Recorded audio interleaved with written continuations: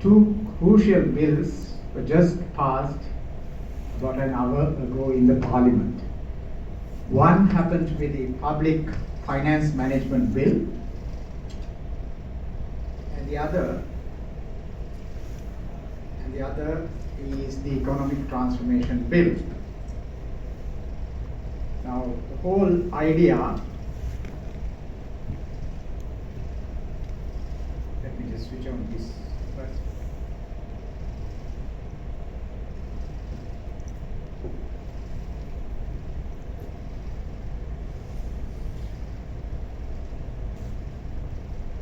Yeah. So my talk today, when Ajit asked me, I was not sure whether it will be passed by the time I come, but I thought I will take on that. First,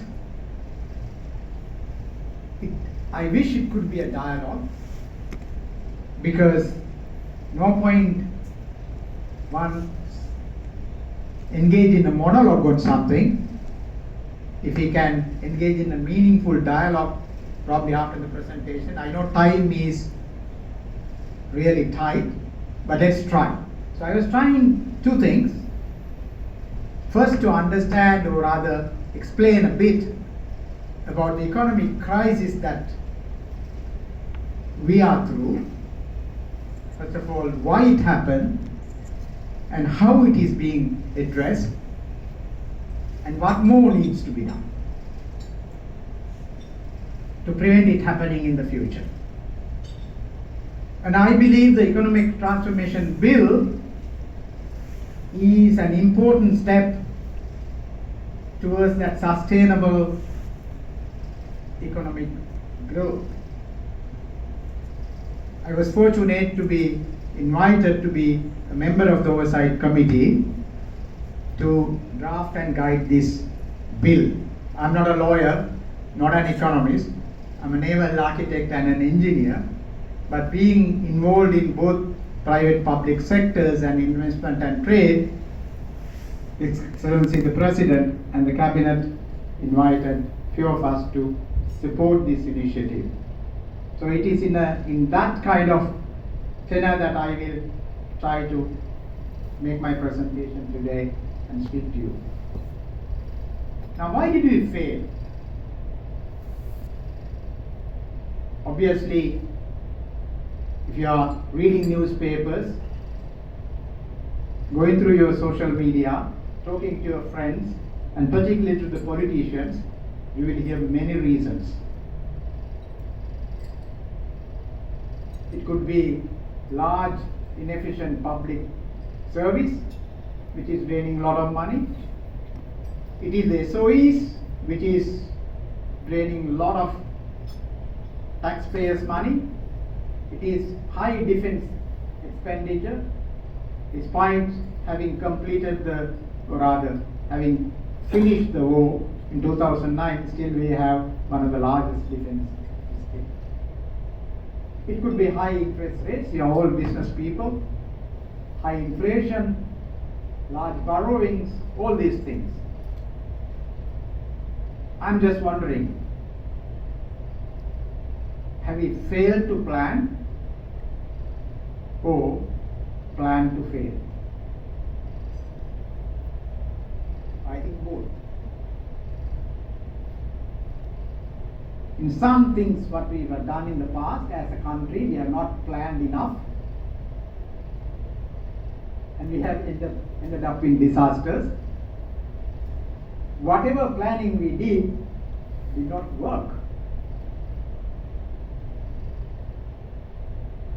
It didn't deliver what it was planned. So I have outlined few things. I say it is a complex problem, because transforming economy is not a simple thing. It is not something like thirsty or hunger or finding a job or something like that. Now, these complex problems don't have simple solutions. Simple planning won't work. It is difficult to predict outcomes. So you can only create probably a evolving roadmap, and then consistently need to adjust that roadmap. And your business, I don't need to explain that as we move on. I know we are going to talk most of these other points further. I'm not going to deliberate on that. I was privileged to look at some of the data and slides that the public sector has prepared. Now when you look at this, you will see there had been a consistent crisis, although it didn't manifest as an economic crisis. Now this data is from 1960 onwards.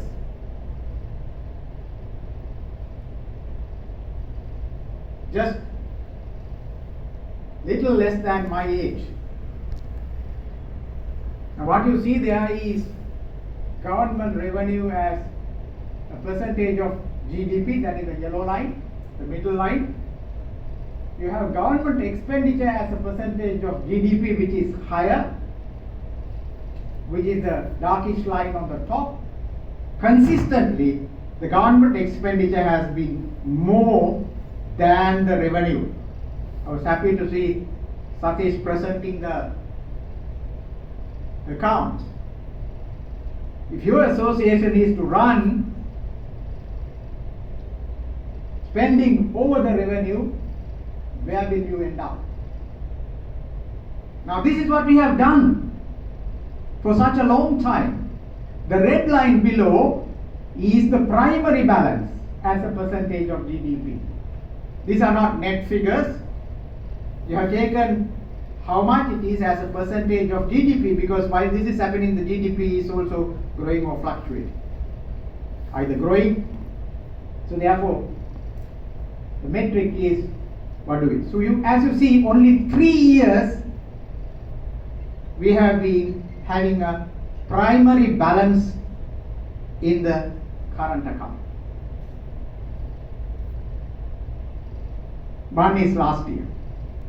2 years during late Mr. Mangala Samaravira's finance management. The entire period we had a negative primary balance. That's what our economy was. I doubt many Sri Lankans know this. Yet our expenditure was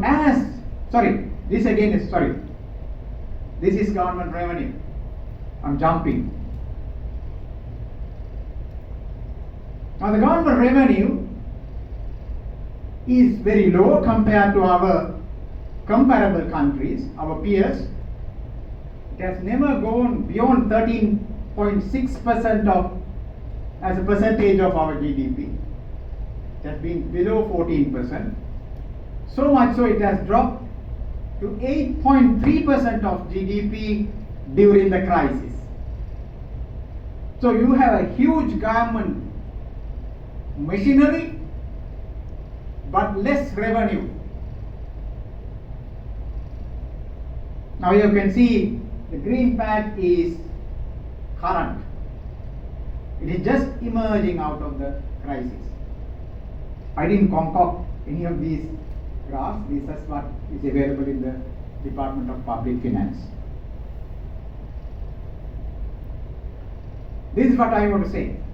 Although our revenue was low, our expenditure has been like a middle income country.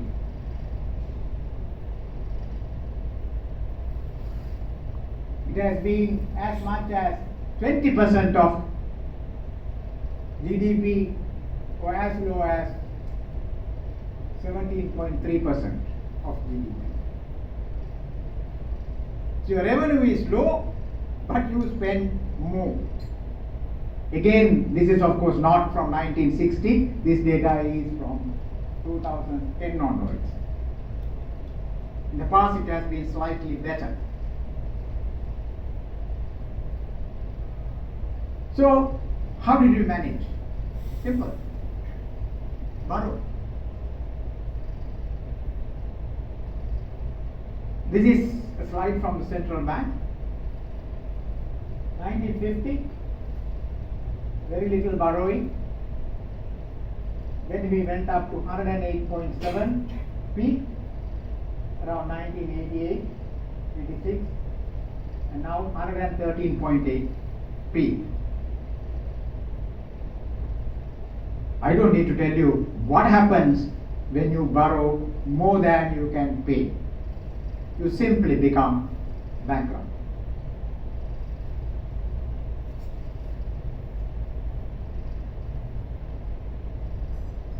Now, this is about our expenditure, where it is going. I mean, okay, everyone says expenditure is high, where does it go? Of course, slides are a little not clear. I have no problem, I can share these slides with you, because this is what the public should know. This is recurrent expenditure is 1.5 times of the government revenue. Recurrent expenditure. So we keep on having a budget deficit. Interest payments 0.8 times. So almost 80% of our government revenue interest paid. So here we have youth asking for jobs, university students crying for facilities and universities and more expenditure on the education. But when you take these two alone, you have exceeded 2 times of the government rate. So how you manage? Now you might think, I didn't see any serious negative situation during the crisis, Satish. You still had the surplus. If I remember correct, it was a yellow small patch. Now this is what a survey done by Census and Statistics in Sri Lanka. 60.5% of population had experienced drop in their monthly income. 60.5%. This data out of that survey. 91% of the population experienced increase in their monthly expenditure. So that 60.5%, not only they had a drop in their monthly income, but they also experienced an increase in their cost. 22% of the population became indebted. And you know, when it comes to the almost 40% of the population in this country, it is their jewelry, it is their house, it is their whatever property they have, it is their motorcycle. That's what is being kept as collaterals. 7% of the population had to change the approach to healthcare. If they were going to a private doctor, they had to move to a public hospital.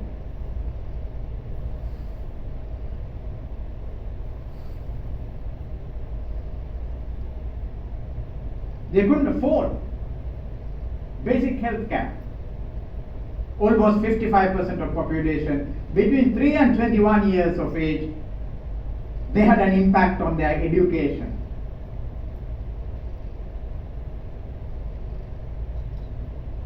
So you will see the impact not only now, you will see the impact in the future.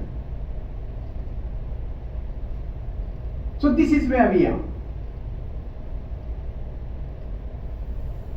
Again, I said problems must be found with solutions. Problem is a gap between desired and actual. We want to be a prosperous country. We have been talking about that since my younger days. But we are still not there. That's the gap. It can be simple, complicated, complex. I already said it is a complex problem. And many people ask, lot of questions.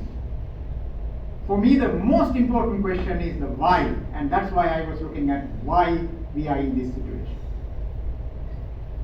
For some others, perhaps the majority, including vociferous politicians, ask who made us bankrupt? Because that's what catches media attention, isn't it? But will that take us anywhere? You find him, what do? Shoot him? Kill him? Him or her? Or a group? Eliminate them? Will the problem solve? No. Therefore, we have to look at why. They will be important. But first, find the causality. Why did it happen? The solution emerges by addressing the root causes, not by shooting the doer. So our focus has to be on the why, and how, and what, and when. Probably last, who was responsible. This is not politics. I'm just looking at as a citizen as well as a person who has been in the economy for such a long time. Now, many people ask, okay, you are telling all this story because I've been going around and talking around the country. Sunday I'm going to Mata. Not only this, in some other topics. They say, okay, but Sri Lanka managed for 70 years. We have grown, we have progressed, we have high HDI and all that. How did we manage?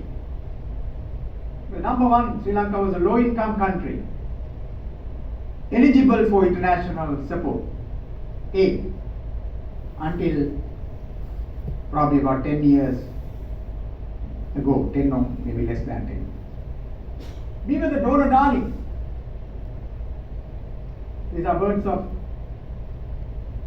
former governor of Central Bank, Indrajit Kumaraswamy. He says, we were the donor darling. The Russians like I, Soviets like I studied there. The Westerners liked us. The Africans liked us. The Asians liked us. We had no enemies. So everyone wanted to help Sri Lanka. So we were happily taking aid from these people. These were concessional loans. So we started putting many state corporations, Steel Corporation, Fertilizers Corporation, Fisheries, Harbour Corporation, Fisheries Corporation. By the way, who catch fish?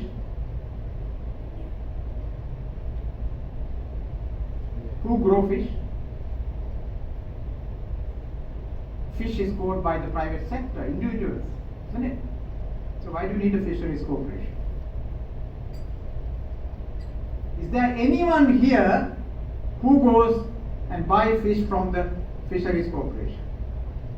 If there is, it will be very limited number.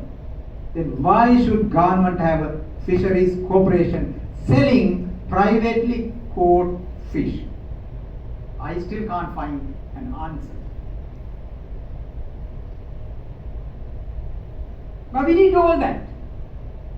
Mahavari scheme, one of the biggest schemes in this country, which made us self-sufficient in rice, big irrigation project, electricity, etc., all done through aid.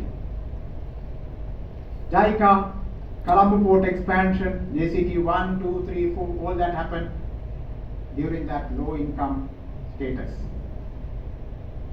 Some were concessional loans, some were aid. So it was affordable. Then we jumped into middle income level.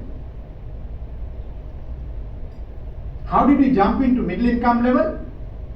Not because the real economy grew to be middle income level. It is public funded, huge non-tradable projects on borrowed money. So our overall GDP grew. Not through production, not through manufacturing, not through agriculture, not through tourism, not through IT and other services, not through logistics. Yes, they did contribute, but the bulk came from the major projects. It could be the expressways, it could be the ports, like Hambantota. I haven't put slides here. There's a port built in Oluwil under Naganihira Udanaya. I visited that port about 3-4 months back. Absolutely no activity, no humans, nothing. Abandoned.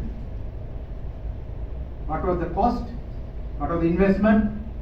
46 million euros.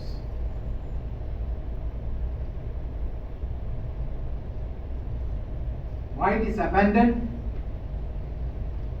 It is at the wrong place, incorrectly designed. I asked some senior most engineers at the Ports Authority, hey madam, what happened? One guy said, we from the beginning said it is not going to work.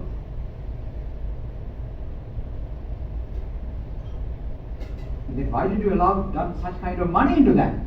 Well, that's a political decision. So you dump 46 billion euros and no return? Now the second guy says, yes. Even at the cough I said, you can't resuscitate it, just leave it, abandon it. Because there's heavy sand siltation, because you have two currents in the eastern coast. Anybody who knows little bit of ocean movement and shipping will know. And so it gets silted. We have same problem in Kirinda. But at least the Japanese gave a dredger, so that you keep on dredging. So if this port has to be continued, you need to keep on dredging and take the sand out. So he says that is going to be very expensive.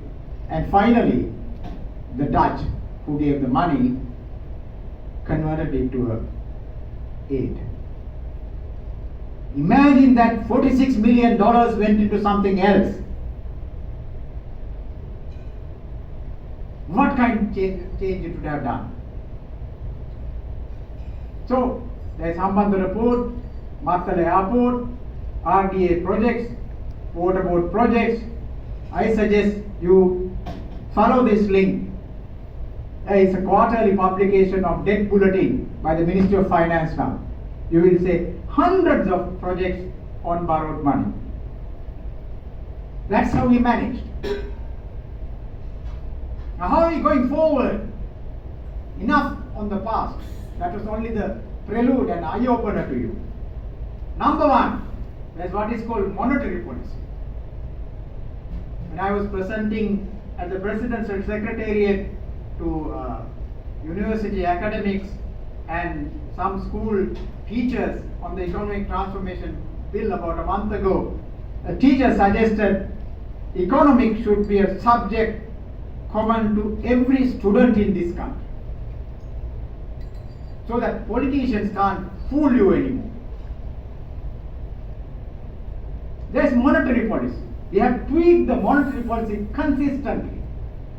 When the government doesn't have money, when there is deficit, of course they issue ISBs or other bonds, and if no one buys it, central bank will print money, buy it. And that's where we went wrong. Now that's stopped. The new Central Bank Act number 16, 2023 prevents central bank printing anymore. Like they have to maintain inflation target. Now it is plus minus 1 from 5%. Only limited amount of debt is allowed. No finance minister or ministry secretary can influence the central bank. It's independent now. I know it had negative repercussions about the salary and others. That's an ethical issue. It's a value-based issue, but it's not a legal issue. Because when you become independent, you think you can do anything, but there is accountability and responsibility on the people to be ethical, to be fair and reasonable. So that is addressed. Second is fiscal policy. The first one came, the Inland Revenue Amendment Act number 4, 2023. It's passed, it's done. The two red bills were to be passed even today morning, so that's why it is red. I said being debated today in the parliament. Now it will become two black bills because it's passed already. Not come into effect yet, but passed. One was the Public Finance Management Bill, where government's financial management is now restricted. It says your expenditure can only be 13%. So there's a debate today among a lot of research institutes and others. If you constrain government expenditure, that may impact people. Yes. You can't take it to 20% or 18% or 17%. If you grow your GDP, and 13% of that would be sizable. If you can't grow your GDP, then you can't spend more. That is the restriction of the government. True, it is IMF condition, it has come on not only on Public Finance Management Bill, but also on the Economic Transformation Bill, so that you cannot spend more than that. What happens now is, there was a bill, but it was neglected because of COVID and various other issues, but this has become now mandatory. It is much better. The only criticism coming is 13% is not enough. It should have been at least close to 20%. That is a debatable issue. I am not an economist, but at least it restricts. Then there is economic policy. What was our economic policy? Every government does what they think is right. Not only every government, you change a minister, he changed the economic policy. How can you invest? How can you attract investors? Now that is where the economic transformation bill comes. I'll go into detail. I know there are some colleagues from EDB here.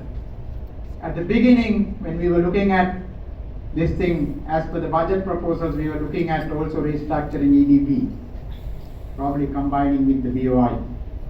Halfway through, we took a decision that has to be a separate area. You are exporters, manufacturers and exporters here. There's a new bill that is being discussed about restructuring the MSME sector towards competitive export-oriented entities. So probably EDB, IDB and few other SLEEMEA and all these institutions will get restructured. But I'm not sure, now that Elections Commission has said that tomorrow they are going to announce the date of the presidential election, whether it will happen before that. But that is something that needs to happen. We didn't want to mix it up with the economic policy. That will come as a second component. The economic transformation bill will create the overarching policy and the investment climate reforms, but we have a long tail, lot of MSMEs, not only in the electronics and electrical area, take it agriculture, take it tourism, take it any other manufacturing area. You have a huge this thing. How are we going to support them and transform them, convert them, transform them to be competitive players in this market? That's a big challenge. That has to be looked at. Last but not least, state-owned enterprise bill. Now that bill is drafted, and I happen to be a member of that team as well. Not only reforms, people think it is only selling or divestiture. Actually it is not selling and divestiture, it is complete reforms of the state-owned enterprises. We have come up with a policy which the cabinet has approved with 9 principles. We have come up with a draft bill which was given to the cabinet, or rather president, months ago, but it has not moved forward. The idea there is to bring all SOEs under a holding company, convert them into companies under the Companies Act, which is possible. There is already act for that purpose, and they move as companies and then be accountable and manage through a holding company, so that we can eradicate what is called the agency issue. Now all these institutions, the shareholder is the public, represented through the Secretary Treasury, all of us, but operated and managed by the subject minister. The shareholder has no say. Did we have anything to do with electricity? When they didn't increase the tariff? When they increased the tariff? When they didn't do projects? When they increased their salaries? Nothing. Now you have AGM. That's because the shareholders or the members come and discuss these matters. But this is the largest opportunity. Take CEB. It's a captive business. No one else produces electricity. No one else distributes. It's a commercial business. You won't be given electricity free, is it? But they can't run it profitably, at least without a loss. I don't know whether you know the CEB CPC loans that were guaranteed by the government, Treasury, has been set off. Do you know what is the value? It is over $3.5 billion. Very recently. Look at the latest IMF report. How much IMF is granting over 3 years? It's roughly around $3 billion.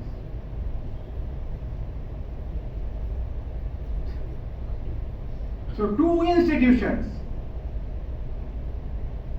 because they are guaranteed by the government, you have to absorb, otherwise what will happen? The banks will collapse. Sri Lankan Airlines, $350 million were taken over. We recommended, please take over, otherwise you can't divest, you can't even think of divesting that. Still there is 175 million sovereign bonds in Sri Lanka. And with that, no one is interested to come. If your balance sheet is not right, who is the person who is going to come and put money and take over that entity if you are bankrupt? That's the reality. Of course, things have changed for the last 2 years. In 2023, income tax was only 534 billion. 24, it is expected to be about 911 billion, a 71% increase, and that's coming from all of us. VAT, 463 billion has risen to 694, 50% increase. Alcohol and cigarettes, 343 to 470 billion, 37% growth. Other taxes and levies on goods and services, 70 billion to 256, 266% growth. Non-tax revenue, 228 billion to 328 billion, 44% growth. Total from almost touching 2 billion to 3 billion 50, which is a 54% growth. Again, this is from public finance. Of course, other indices have moved. I'm not going to go into detail. That is about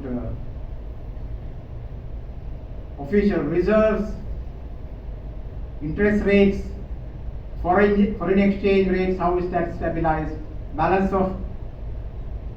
in the current account, balance of trade, and so on and so forth. So this is talking about some resurrection post-crisis. So at least the leaks are, now the ship is not sinking. I'm a naval architect, so I understand shipping better. first what you do is to stabilize the ship. Keep it floating. Now floating doesn't mean that you are okay. You are okay for the time being. But we need to get to our destination.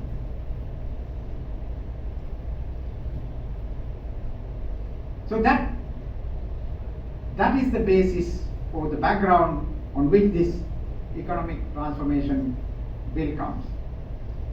So why do we need this kind of, actually it says EC, Economic Commission, but it should be addressed in the economic transformation bill. We recognize investment as the quintessence of growth and prosperity. No investment, don't think about growth. You know that, isn't it? You don't put money, can your company grow? You said innovate, do research, go and explore new markets, collaborate, you need money for that. So where does the money come? Private sector. People like you. So enable private investment. Now there are two types of investment. Some are market driven. If you have a huge market, even many countries will come there. Take China, take India, take Vietnam, take Indonesia. Why are foreign investors going there? Huge markets. So they can come in, they can penetrate those markets. Others are efficiency driven. Countries like Singapore, countries like Hong Kong, small countries, and Sri Lanka too must be efficiency driven. No investor is going to come here with such a small population, 22 million people, and 50% of that is also at low income level. So we can't attract those investments.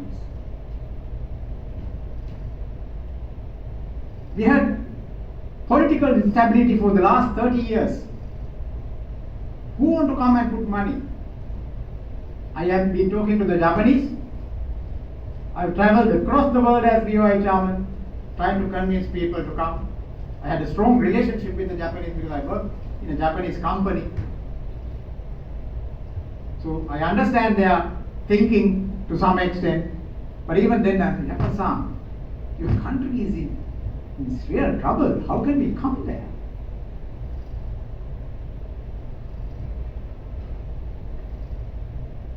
Unconducive investment climate. I don't need to explain that to you. Unclear and unstable policy, stop-go policies. This government starts, other government stops. This minister starts, the other fellow stops. This doesn't work. You come and dump your money into a small market like this, you can't take it out. Can you? If you invest large amount of money, getting out of that is going to be a big trouble. The market is not big enough to do that. There are not enough buyers. Even if you want to walk up, listed company I'm doing.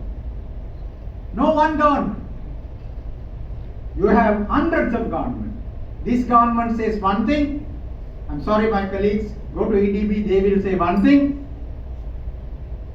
Go to some other place, they will say another thing. Go to the provincial government, they will say something else. Go to CEB, they will say, no, we can give you power only in maybe 2032. So the investor has to wait till 2032. Now you built a port in Hambantota spending $1.5 billion. When did the Corona Polpiti Hambantota major power line, major transmission lines got connected? Can anyone remember? I think about 6 months ago, within this year. So when was the port open? 2011.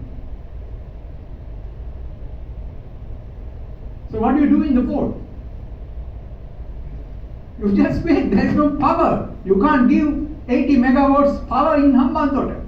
Now there is a refinery, someone is asking me, I wish there is somebody from the BOI. They were talking about a Chinese refinery Hambantota. So they've asked, we need 15,000 tons of water, fresh water a day. We have to provide it. Recently, two kids, mother and a kid died in Hambantota, not having drinking fresh water. And the water board says, well, we are sorry, we can only provide few days a week. And this is not a dry period. So how do you plan a refinery? So they asked me, I said, at the beginning you should have told the refinery, we can't give this quantity of water, but you plan for your own desalination or whatever it is, water, because refineries have a lot of heat. So therefore they can convert this water easily through evaporation or whatever it is and use for cooling and others. So we have to plan it that way. So BOI says, no, we can't, water board doesn't give that kind of water. So now the project is on standstill because we can't provide water. Now the BOI is trying. Then I ask, so you have to invest now. Of course the policy is, okay, you are in the zone, so up to the perimeter of the zone you have to provide the utilities, including water. Now they don't have money, they say, okay, we have to now find a private investor who can invest into water supply. Now, but according to Water Board Act, you can't extract water, a private party. You can take water from your well, but not for industrial purposes. So you can't sell it. So there are a lot of obstacles when you try to do it. So there is no one government. Red tape and bureaucracy across. Corruption, rent seeking all across. All that led to this crisis. So what are the objectives of the ETA? Sustainable GDP growth, equitable social upliftment, enriched employment, enable private investment. I put in red both domestic and foreign. There is no difference. Rupee or dollar investment in Sri Lankan land is what we are looking at. Growth in exports, that's what you are doing. Joining the global value chain. Sustainable trade. If you look at the ETA, that all these aspects are looked at. Reduce the budget deficit. Prevention of an economic crisis. These are the 8 objectives listed in the economic transformation bill, which will become act now upon signing by the Speaker. It's passed in the Parliament. Now these are the targets that has come. This is again IMF assessments. Public debt to GDP was at 128%. They say by 2032, bring it to 95%. Not immediately, but in 7 years. And can't go beyond that. You have to consistently drop, but at least maintain at 95%. No more borrowing beyond that for the government. Gross financing needs. That's what I said about the 13%. So a lot of people criticize 13% is not enough. Foreign debt servicing. Now 9.4%, below 4.5% by 2027 to 2032. These are targets given in the new bill. External financing gap is about 16.9 billion. That has to be closed. So target of the economic policies and accountability. It is primarily investment climate reform. This act is only about investment and trade. Today I was listening to most of the parliamentary speeches. People are saying inland revenue is not here, SOE reforms are not here, that is not there, agriculture is not here. This is not about that. This is about investment and trade, which is the core of the economy. Isn't it? In manufacturing, in building you invest, then you trade. If these two things doesn't happen, there is no economic activity. So it try to create a stable policy framework, focused institution, primarily led by private sector. All the boards have majority private, and even the chairman has to come from that. And that is something we insisted. We said otherwise this will be again derailed. Now ඒකට කියනවා මේ ගජමිතුරු කට්ටිය දාන්න යාළුවෝ ඒ boards වලට.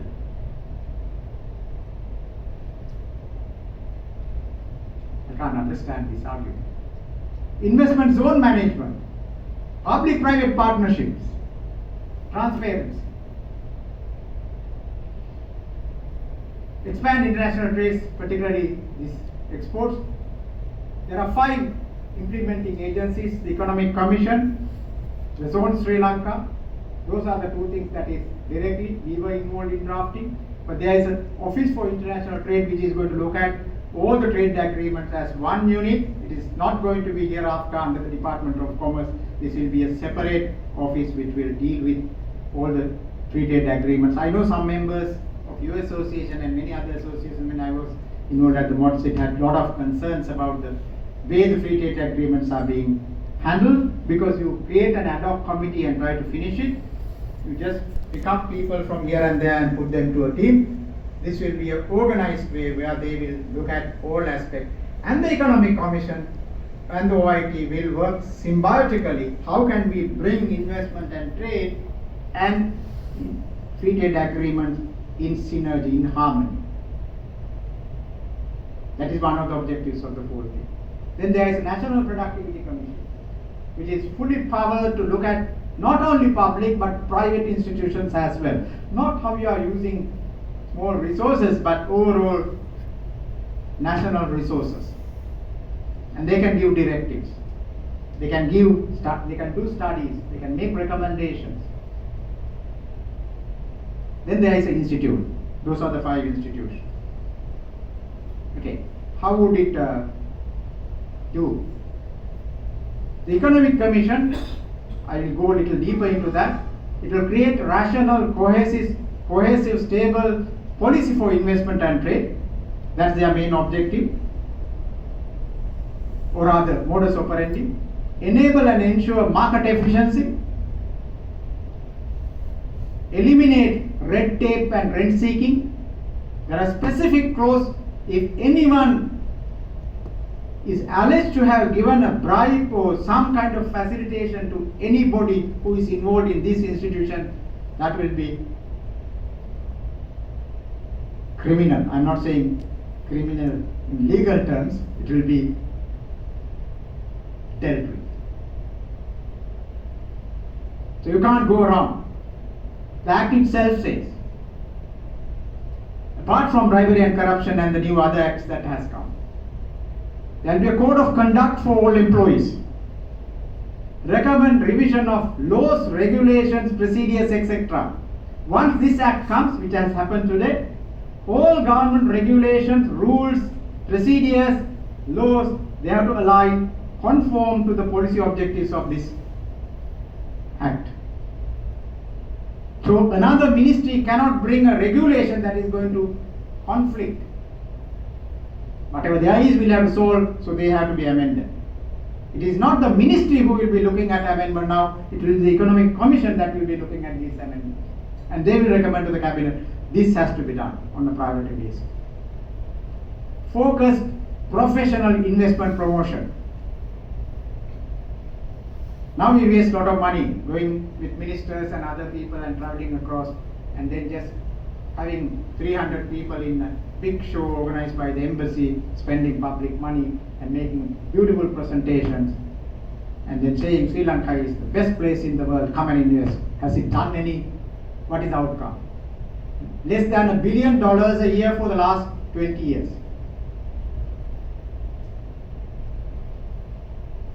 If you take GDP, it is just little over 1%.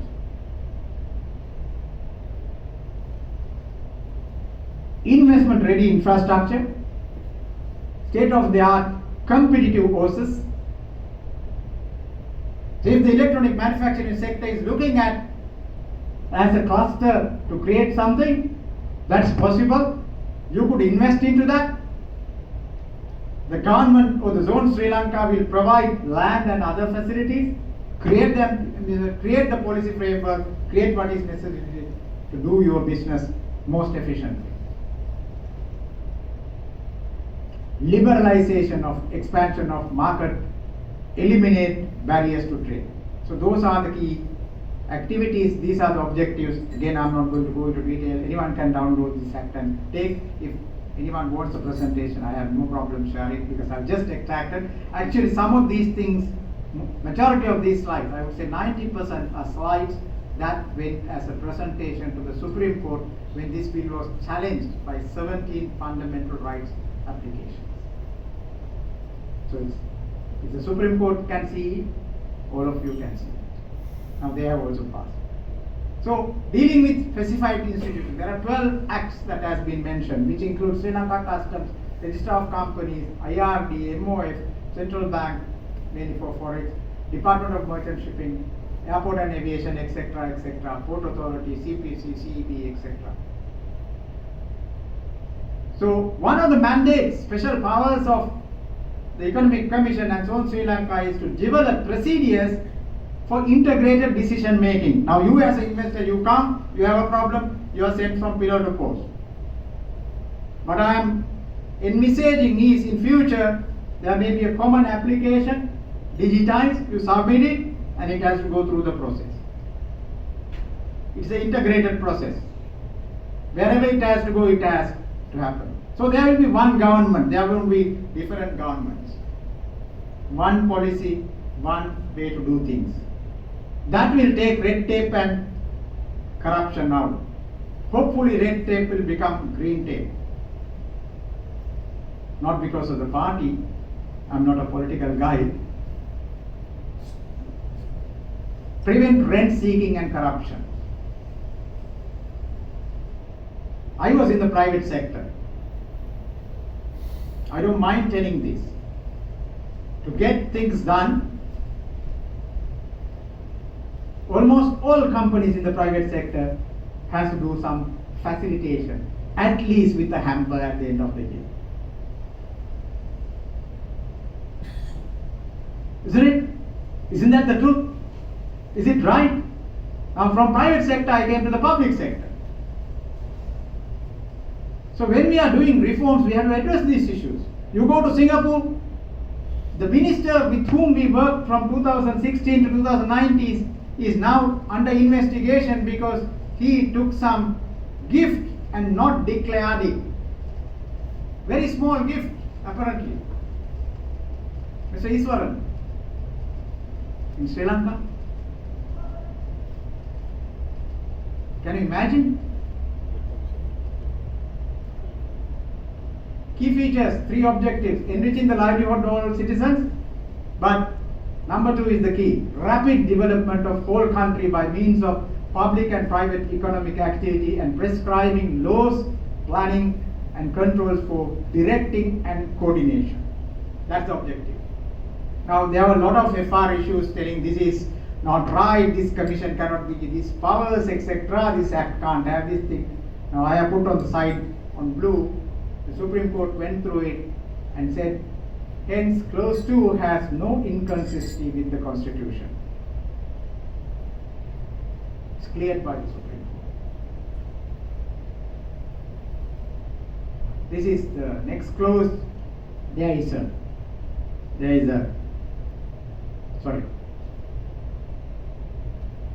national policy on economic transformation. There's a national policy that has been put.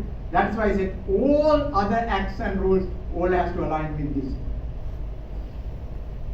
Reach 95% of GDP by 2032. Those targets what has been mentioned. And again, there were arguments against that in many FR petitions. Again, Supreme Court rules 3, 4, 5, 6, 7, 8 clauses has no inconsistency with the Constitution. There are goals. exposed to reach 25% of GDP by 2025. EDP, where are we now? Even if you put services and products together, probably about 20%, roughly, isn't it? Services also coming in, tourism, IT, BPO, all that is coming in.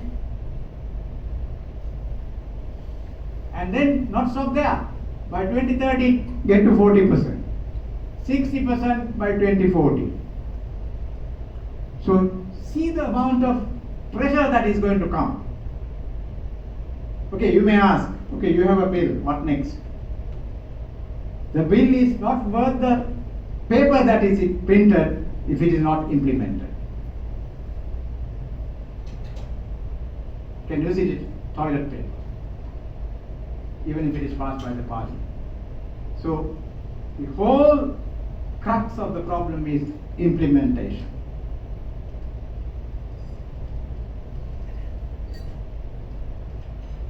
So net FDI, 5% of GDP by 2030. I said it is just about 1%. Now, by 2030, in another 5 years, it has to be increased to 5%. So it is not just a marginal growth. This is in the act. It becomes law. So if you can't do, there will be big issues. Okay, how is it implemented? I'm going to stop fast, probably, because I'm taking too much. I can go on. I have 61 slides. I'm at 31. But I'm not going to go that much because that is, I'm going to deprive you of your sumptuous dinner. Sir, can we have a little? Yeah, I think after a couple of these things, we can have a little dialogue. So what that suggests is every president starting from 2025, it can be AKD, it can be SP, it can be RW, it can be Vijayadasa Rajapaksa, it can be Sarath Fonseca, or it can be anybody who is coming, has to present a 5-year policy framework and strategies to the parliament, including proposed legislation starting from 2025. That's where it starts.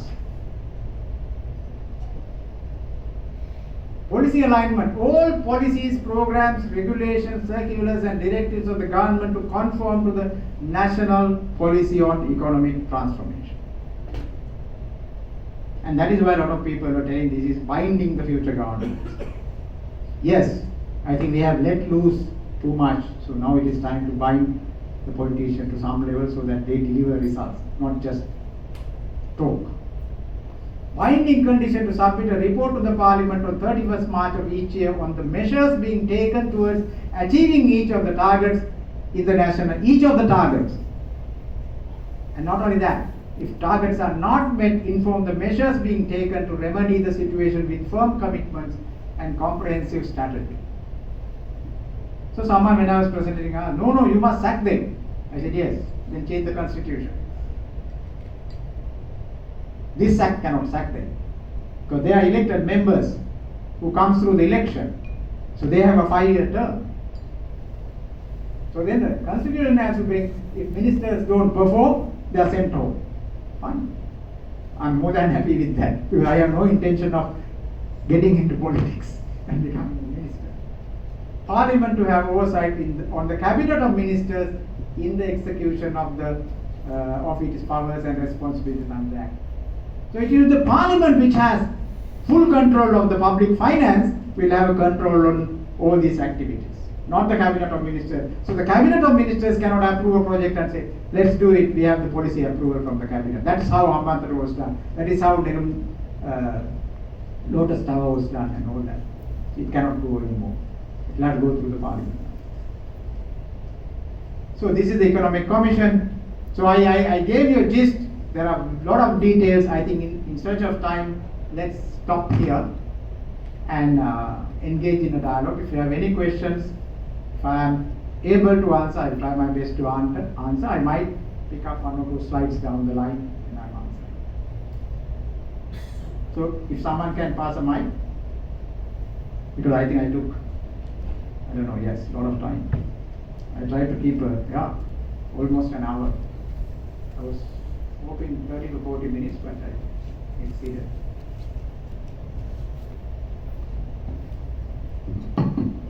Sir, thank you very much for enlightening us on the economic bill.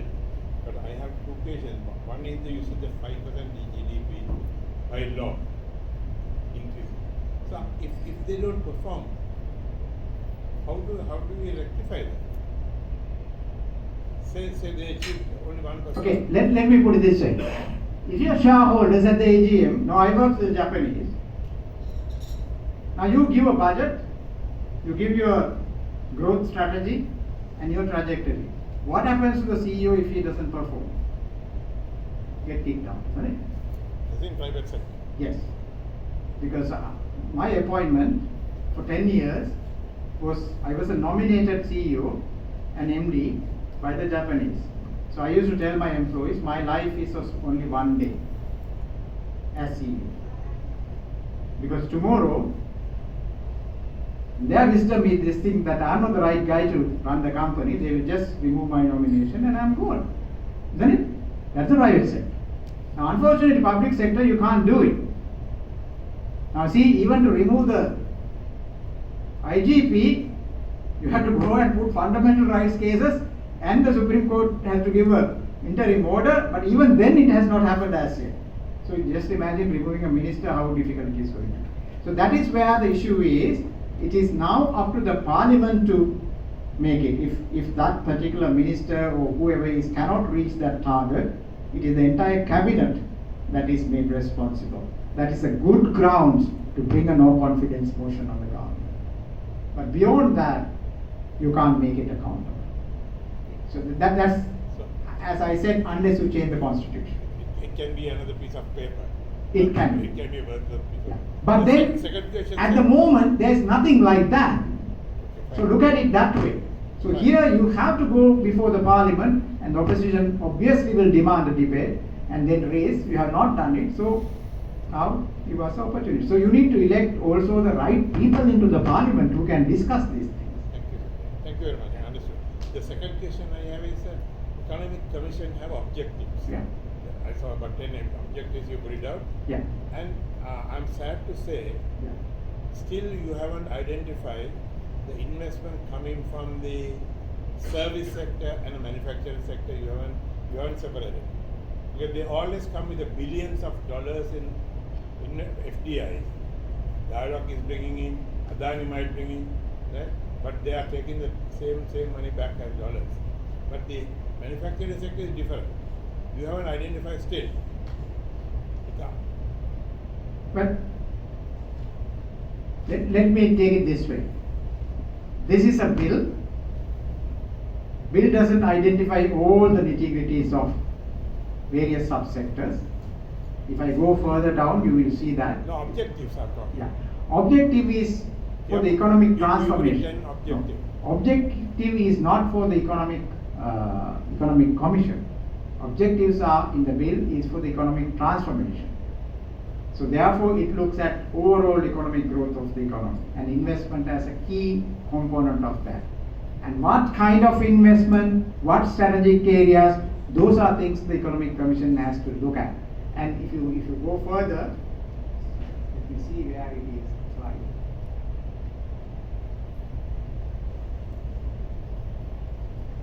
Okay, here it is.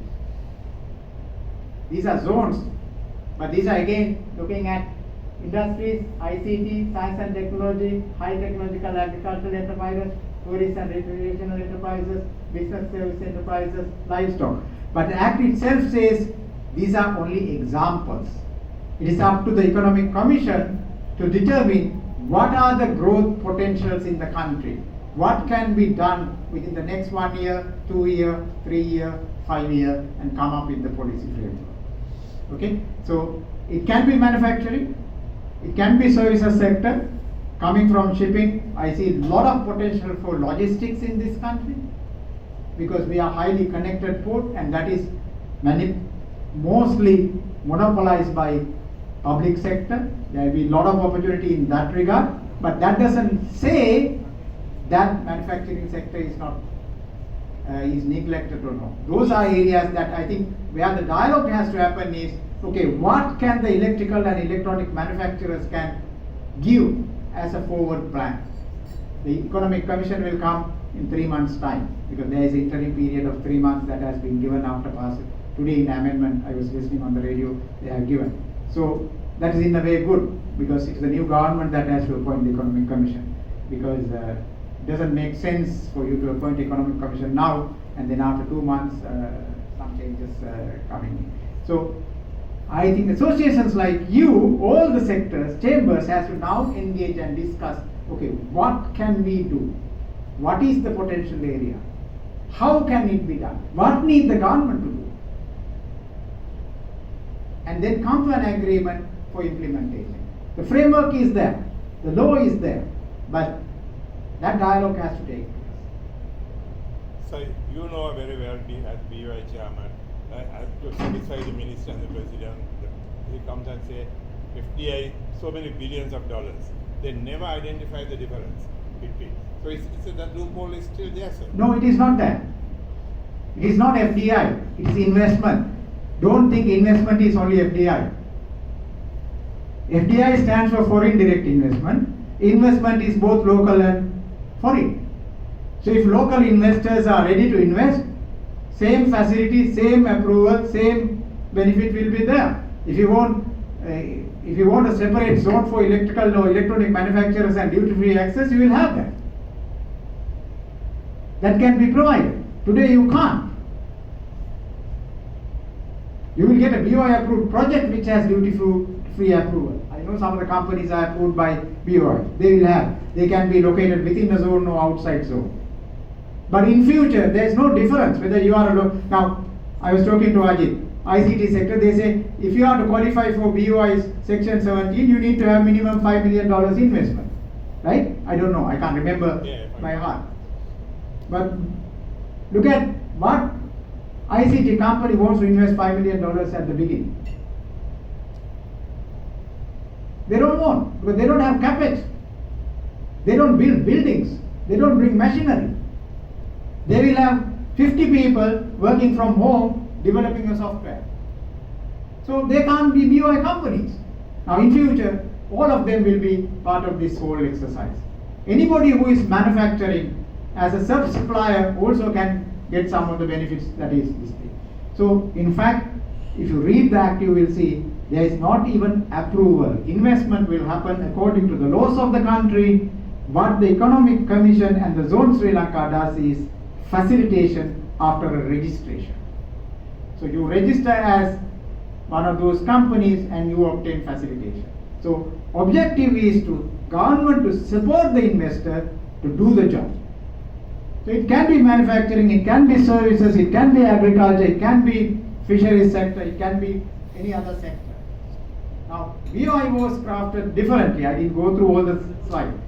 In 1978 or 78 when BOI GCEC Act was brought in, the idea, it was one of the novel things in the world. It says even the Prime Minister of China visited Sri Lanka and learned about the zones in Sri Lanka, and he went and started Shenzhen. Now Shenzhen's GDP is today, I think per capita in Shenzhen province is about $50,000. I visited Shenzhen, right? That was a fishing village which was converted to a export processing zone. That's the closest location to Hong Kong, 45 minutes by ferry. Right? So what we did was, I take it as this way, one country, two laws. So countries' laws are very complex and difficult to do. You create a OSIS called a zone or area of authority and put people into that and say, we give you different laws. We'll facilitate. You don't have to go through customs. You don't have to do these things. You will get concessional income tax. But it has eroded the whole economy on one side. Because all those incentives that were given, in most cases, are lifelong. You are paying income tax of 30%. Yeah, We have BI company. Yeah. You don't have lifelong. You pay Some 80%. later change to periodic. You don't have lifelong. But those who got initially, I'm an initial. I'm 42 years in the company. depending on the investment, I know companies who are paying 12% or 10% today. Not anymore. No. I was a chairman, so I know certain facts. A lot of companies. They are not qualified. So it's a real anomaly that has been created. Right? So what is going to happen is, of course, these are all, I am not saying it was done with purpose, done with good intention, but unfortunately it has negative results. So now it is time to correct some of those things. Because you have to look at all these things. There will be incentives, but it will be very limited for strategic areas only, limited time period.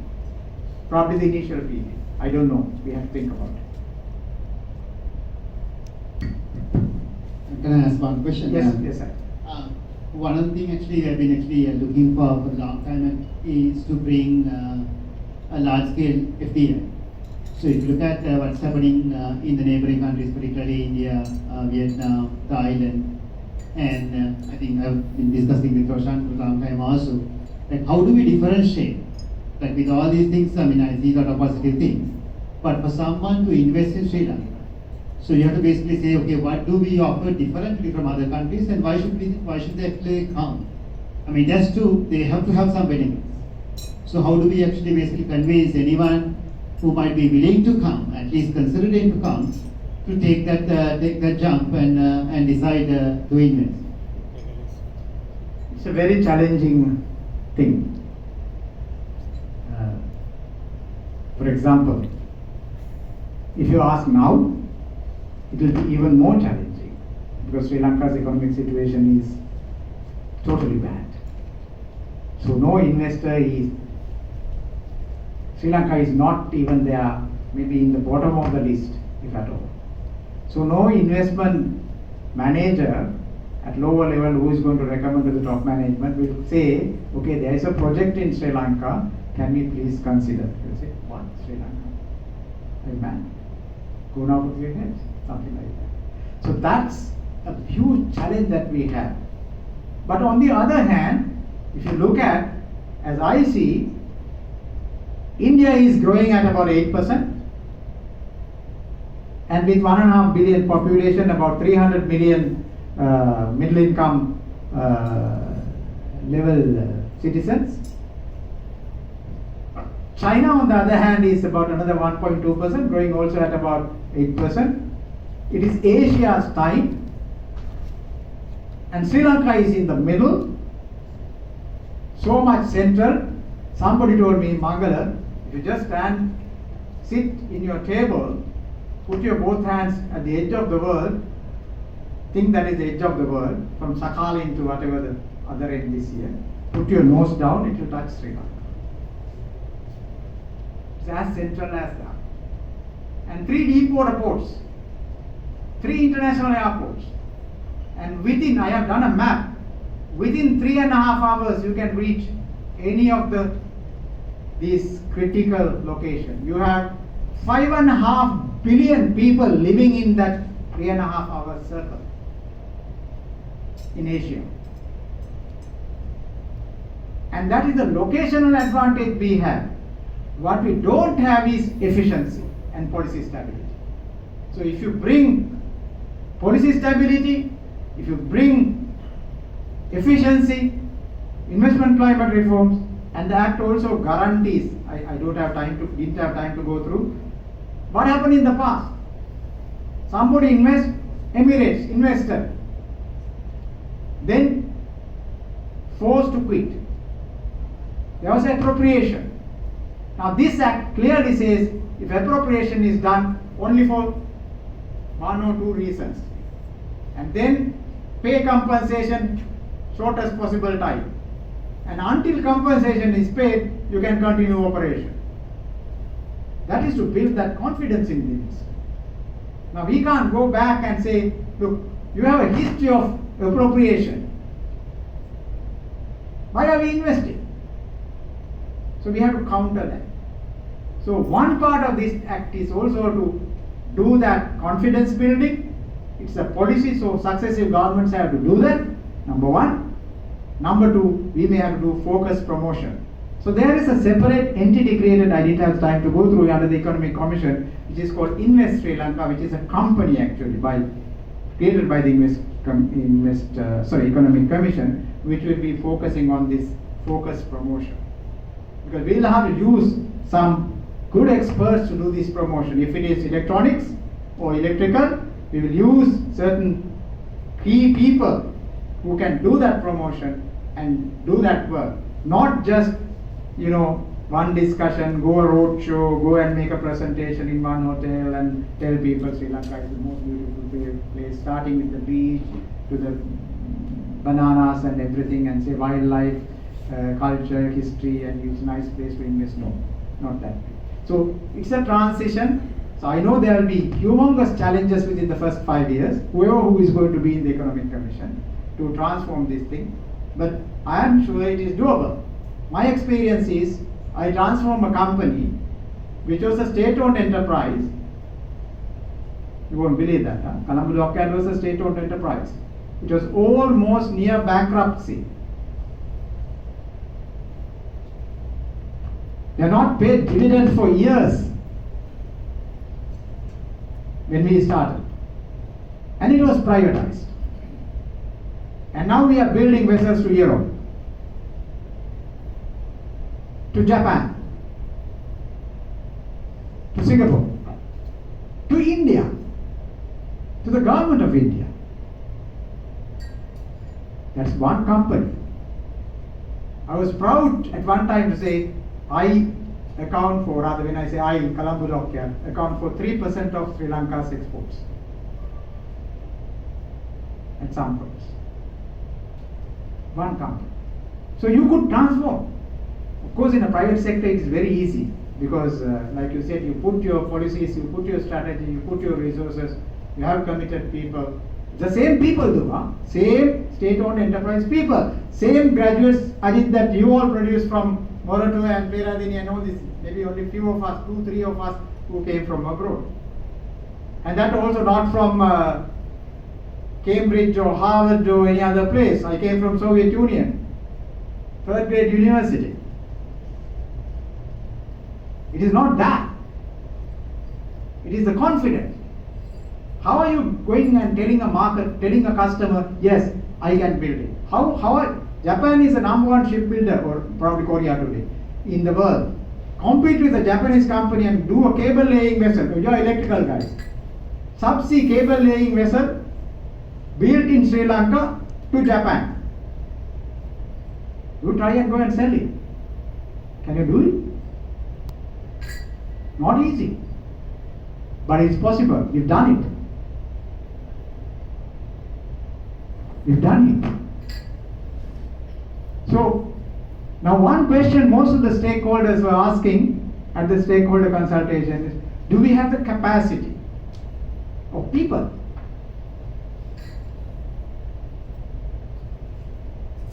I think we build that capacity. If I ask the same question when I started in 2001,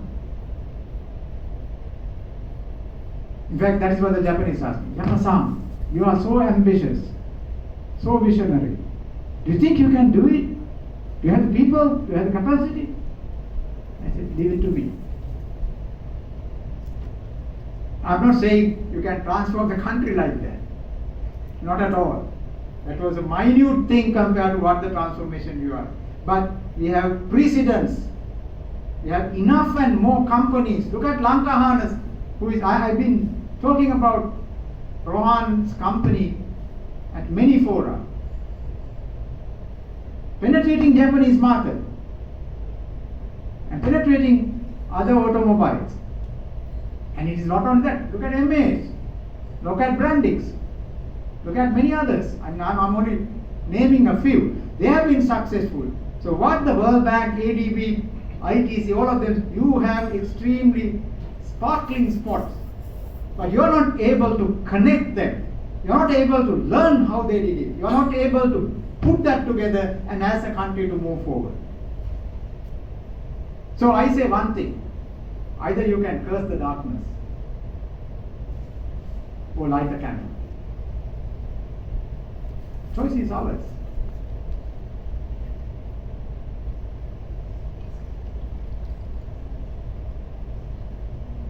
Okay.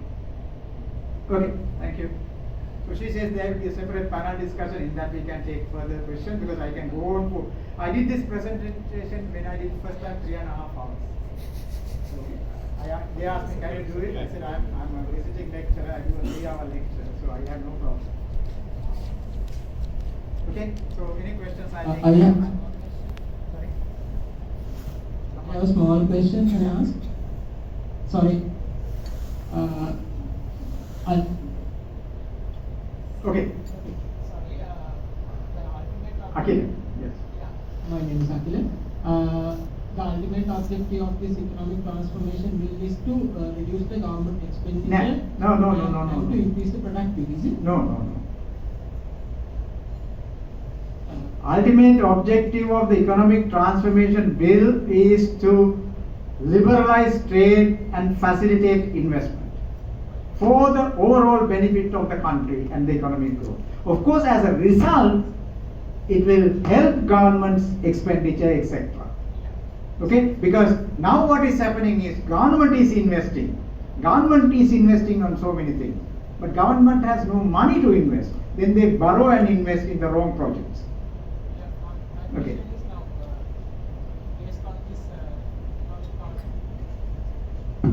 Based on this economic transformation bill, they are going to set up separate entities like Enterprise Sri Lanka and not Enterprise Sri Lanka, it is Economic Commission, Zone Sri Lanka, OIT, and the institutes and National Productivity Commission. There are 5 institutions. there is separate. And Invest Sri Lanka, 6 institutions. Yeah. So, are we going to recruit employees for these activities, or we are going to get the Okay. existing employees? So, let me pose a question back to you. What should we do? I think if we are going to recruit additional employees, then it will increase the government expenditure. That is exactly the problem. So you have a catch-22 situation. Because BOI has about 1,500 employees and some of the other institutions. Now what do we do with the 1,500? In fact, I don't mind, I'm a free thinker and a free person, I have no obligation, so I can tell some of these things. When I was appointed to the board of BOI and chairman, first to the board, the Prime Minister said, you guys can't work with this stuff. Just scrap the whole damn thing, start afresh. That was in 2016. I was appointed as a chairman, I went to get the letter from the President Maithripala Sirisena. He said the same thing. මේ ඕක කරන්න බෑ. ඔතන ඉන්න එක වැඩක් නෑ. ඔන්න ඕක වහලා දාලා මොකක් හරි කරලා වෙන එකක් පටන් ගන්න. කාලේ නාස්ති කරන්න එපා. ලියුම දෙන ගමන් මට කිව්වා. This time also the same argument came. Now our counter argument is, okay, we can transfer everybody to the ministry. Let's say government takes a decision, transfer 1,500 people to the Ministry of Investment Promotion and pay the salaries. Will that help? That's exactly the answer. So we'll have to use the same people. If I am building ships, I have to use the same 2,500 people who are there in dockyard. I can't sack them. But I need to transform them. You need to develop a new culture. You need to bring efficiency. You can't be lethargic. You ask anybody at dockyard today, you have interacted with them, ask them. Dockyard unions went and took a Supreme Court enjoining order against privatization in 1984. Sorry, 1993. I joined in 1984. 93 was the privatization. So that was first, so you couldn't go through the privatization because the union has gone and taken an enjoining order. So you had to negotiate and come to a settlement with the unions, and they had to withdraw the case for us to go through the privatization. Then 2012-13, when a foreign investor moved out of dockyard from Abu Dhabi, government invested Sri Lanka Insurance and EPF funds. Suddenly juniors got excited and coming to me and say, sir, I can't do ring under the other name. දැන් අපි හොඳයිනේ හොඳට වැඩ කරනවානේ. දැන් ආණ්ඩුව මේ shares අරගෙන හදන්නේ ආයෙ මේක ඇතුළට රින් ගන්න.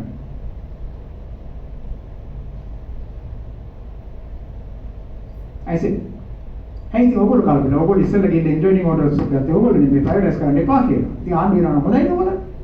නෑ අපිට ඒක දැන් මොහොන නෑ. අපි ලෑස්ති ඔක්කොම බහින්න පාරට. මම මේ කලබල වෙන්න එපා. පාරට බහින්න ඕනේ නෑ. ඉන්න.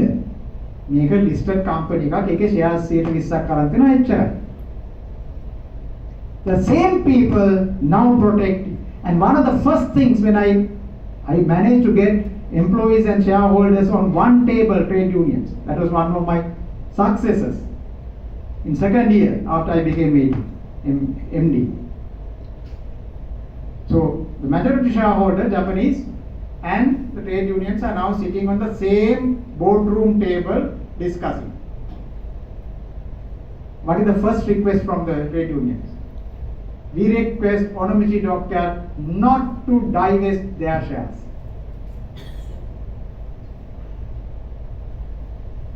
They must hold on to it. So Mr. Hamane gave one simple answer. He is the group president. He said, it's up to you. You do well, company grows, I have no reason to divest. You do bad, company goes down, I have no choice.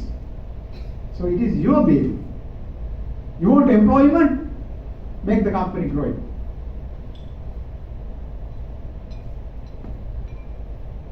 So much so, in 2014, before I retired, we had everybody attending a dinner together in a 5-star hotel. The unions, the subcontractors, shareholders, directors, management, everyone on the same table. In other words, there was a mutual understanding and agreement. People are benefited, the shareholders are benefited, the country is benefited, the society is benefited. And that's possible. And that's how you transform. I'm only giving my experience. And that's the objective of this bill also.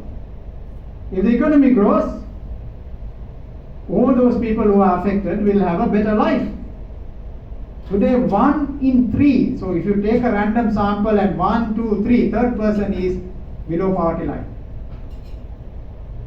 That is 17,000 rupees a person a month.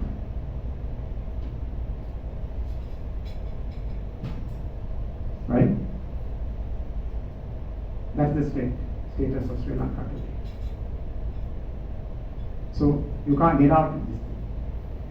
So I believe the objective is to transform the economy. Economic transformation will trickle down to all the other benefits that is good. If there is enriched employment, obviously, if you take Dockyard, I don't think there's anybody who is not paying taxes today. I don't have the statistics now, including a welder or a fitter or anyone will be paying taxes. I'm proud to say that. Not executives, not engineers.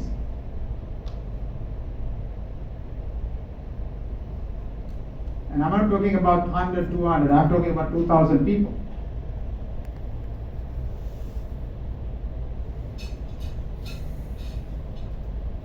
Right? So you work hard, you earn a good and decent salary. And why not?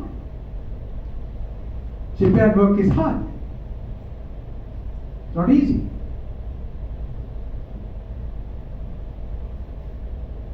Of course, it has a lot of challenges in marketing and other things. Currently, it is going through some hiccups, but they'll come back. They'll bounce back. So again, I'm telling that itself will not do anything. Right? It is not worth the paper it is printed if it is not properly implemented. It's up to the governments It's up to the officials, it's up to the people in there. So I have a motto. In fact, that's something that was told by a very thousands of years ago, centuries ago, a person who had wisdom from Afghanistan. He said, when I was young, I was a revolutionary. I want to change the world. And I was also like that. I didn't like anything what's happening around me. Fortunately, I didn't get caught up in 1971 or 1989. 71, I was just 15 years, probably a couple of years younger than the age group that could have got into the JVP. 89, I was a little more mature and have seen what is happening in this whole year. So this was Rumi. He says, now I am aged and I have wisdom, and I am changing myself, not the world. So if you want to change the country, change yourself. That's my message. Without us changing, the country will not change. With that, I will stop here. Let's move to the panel discussion. I can come another day if you want.